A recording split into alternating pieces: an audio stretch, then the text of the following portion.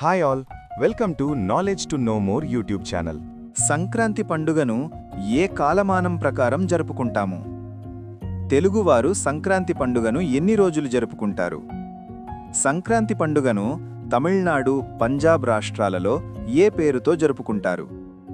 ఆంధ్రప్రదేశ్లో సంక్రాంతి సందర్భంగా కోడి పందాలు ఎప్పటి నుంచి ప్రారంభమయ్యాయి? ఇలాంటి మరెన్నో విషయాల్ని తెలుసుకోవాలి అంటే మీరు ఈ వీడియోని స్కిప్ చేయకుండా చూడండి. ఇలాంటి విషయాలు తెలుసుకునే ముందు వీక్షకులకు ఒక మనవి. మీలో చాలా మంది ఇలాంటి వీడియోస్ని జస్ట్ చూసి వెళ్ళిపోతున్నారు. ఇలాంటి ఆసక్తికర అంశాల్ని తెలుసుకోవాలి అంటే మా ఛానల్ని సబ్స్క్రైబ్ చేసుకోండి. కంటెంట్ నచ్చినట్లయితే లైక్ చేయండి. మీరు లైక్ చేయడం వల్ల ఈ వీడియో 10 మందికి చేరుతుంది. ఇలాంటి కంటెంట్ మీద మీ అభిప్రాయాన్ని కామెంట్ల రూపంలో తెలియచేయండి. మకర సంక్రాంతి భారతదేశంలో ఎంతో ప్రాముఖ్యత కలిగిన పండుగ. సూర్యుడు ధనురాశి నుంచి మకర రాశిలోకి ప్రవేశించే సమయంలో ఈ పండుగను జరుపుకుంటారు. ఇది సాధారణంగా ప్రతి సంవత్సరం జనవరి 14 లేదా 15 తేదీల్లో వస్తుంది. ఈ రోజు నుంచి ఉత్తరాయణం ప్రారంభమవుతుంది. దీన్ని శుభకాలంగా భావిస్తారు. భారతదేశంలో చాంద్రమాణ, సూర్యమాణ క్యాలెండర్లని అనుసరించి పండుగలు, ఉత్సవాలు జరుపుకుంటాము. అయితే సంక్రాంతి పండుగని సూర్యమాణాన్ని అనుసరించి జరుపుకుంటాము. అందుకే సంక్రాంతి పండుగ ప్రతి సంవత్సరము జనవరి 14, 15 తారీఖులలో వస్తుంది. ఆంధ్రప్రదేశ్ మరియు తెలంగాణ రాష్ట్రాలలో మకర సంక్రాంతిని 4 రోజుల పండుగగా ఘనంగా నిర్వహిస్తారు. భోగి, సంక్రాంతి, కనుమ, ముక్కనుమ అనే పేర్లతో ఈ పండుగలు జరుగుతాయి. ఇళ్ల ముందు రంగురంగుల ముగ్గులు వేయడం, భోగిమంటలు వేయడం, పల్లెల్లో గాలిపటాలు ఎగరేయడం, నువ్వులు, బెల్లంతో చేసిన వంటకాలు తయారు చేసుకుని బంధువులతో కలిసి ఆరగిస్తారు. పశువులను అలంకరించి పూజించడం కూడా సాంప్రదాయం. సంక్రాంతిని తమిళనాడులో పొంగల్ అని పిలుస్తారు. అదే పంజాబ్లో దీనిని లోహ్రీగా జరుపుకుంటారు. మకర సంక్రాంతి రైతులకు ఎంతో ముఖ్యమైన పండుగ. రైతులు పంటలు పండిన ఆనందాన్ని ప్రకృతికి, సూర్యునికి కృతజ్ఞత వ్యక్తపరుస్తూ ఈ పండుగను నిర్వహిస్తారు. ఈ పండుగ మనకు ఐక్యత, సౌహార్దం, దానధర్మాల విలువలను గుర్తుచేస్తుంది.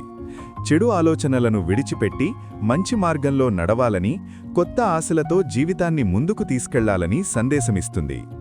సంక్రాంతి అనగానే మనకు ముందుగా గుర్తుకొచ్చేది ఇళ్ల ముందర వేసే రంగురంగుల ముగ్గులు. తెల్లవారుఝామునే మహిళలు గుమ్మాల ముందు పెద్ద పెద్ద ముగ్గులు వేసి వాటిని రంగులతో అలంకరిస్తారు. ఆవు పేడతో గుబ్బిళ్లు చేసి ముగ్గుల మధ్యలో పెడతారు. ఇంటిల్లిపాది ఆనందంగా పండుగకు సిద్ధమవుతూ నిండిగా పండిన ధాన్యం ఆనందాన్ని ఆ ముగ్గుల రూపంలో వ్యక్తం చేస్తారు.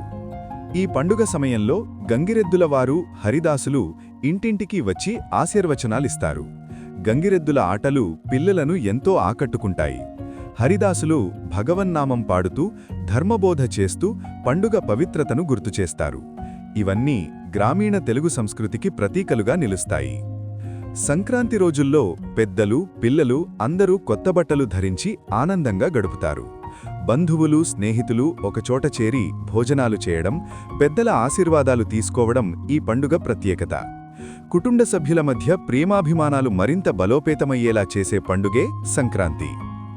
ఆంధ్రప్రదేశ్లో సంక్రాంతి సందర్భంగా కోడిపందాలు ఎప్పటినుంచి ప్రారంభమయ్యాయన్నది ఖచ్చితమైన సంవత్సరం లేదా శాసన ఆధారం లేదు.